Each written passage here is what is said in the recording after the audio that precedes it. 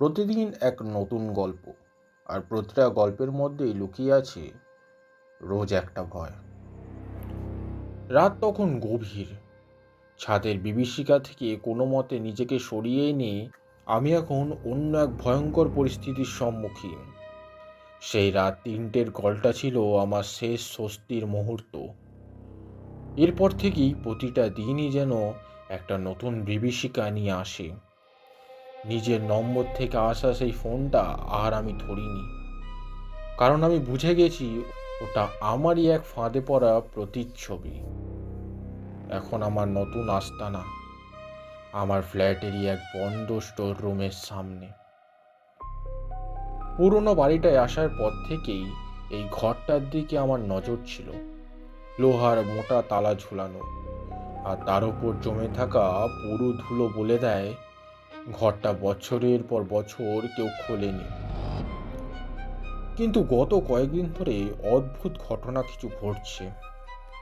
প্রথমবার যখন আওয়াজটা শুনলাম, তখন ভাবলাম ইঁদুর বা কোনো বিড়াল হবে। এমন একটা খনখনে শব্দ, যেন মেঝেতে কিছু ঘষা লাগছে। কিন্তু শব্দটা রোজ আসতে শুরু করলো, প্রতি রাতে ঠিক একই সময়, ঠিক রাত 2টোয়। প্রথমে হালকা ঘষার শব্দ, তারপর যেন কিছু টেনে নিয়ে যাওয়ার মতো আওয়াজ, আর তারপর একটা চাপা গোঙানির মতো। দিনের বেলা রুমটা একদম চুপচাপ। আমার কৌতূহল আর ভয় দুটোই পাল্লায় দিয়ে বাড়ছিল। একদিন আর থাকতে না পেরেই তালা ভাঙার সরঞ্জাম জোগাড় করে আনলাম। ভাঙা তালা আর ধুলো স্তূপ সরিয়ে দরজাটা খুলতেই এক ধাক্কা হাওয়ার সাথে নাকে এলো পুরোনো দিনের স্যাঁতস্যাঁতে গন্ধ। টর্চ ছেড়ে ভেতরে তাকালাম।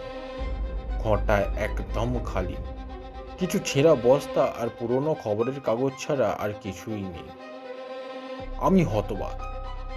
আমার নিজের কানকে বিশ্বাস করতে পারছিলাম না। দিনের পর দিন যে শব্দগুলো আমি শুনছিলাম, সেটা একটা খালি ঘর থেকে আসছিল। দেওয়ালে কান পেতেও কিছু শুনলাম না। পুরো ঘরটা একদম নীরব। পরের রাতে আবার ঠিক রাত 2টোয় শব্দটা শুরু হলো। এবার শব্দগুলো আলো স্পষ্ট, যেন আমার ঠিক পাশের ঘরেই কিছু ঘটছে। আমি স্টোর রুমের দরজায় গিয়ে দাঁড়ালাম। ভেতরে ঘষার শব্দ, গোঙানি, টেনে নিয়ে যাওয়ার আওয়াজ, সব যেন আরও কাছে। আমি স্পষ্ট পাচ্ছি, অথচ আমি জানি ঘরটা খালি। আমি নিজেই তো দেখেছি।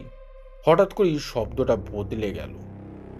ঘষার আওয়াজটা যেন আমার নাম ধরে ডাকছে, আর তার সাথে সাথে একটা চাপা আর্তনাদ, অর্ণব, অর্ণব, অর্ণব।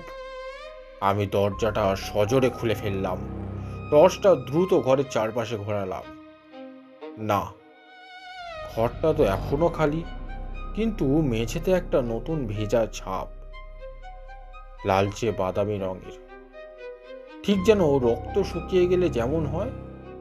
আর তার পাশে যেন কিসের আঁচড়ের দাগ।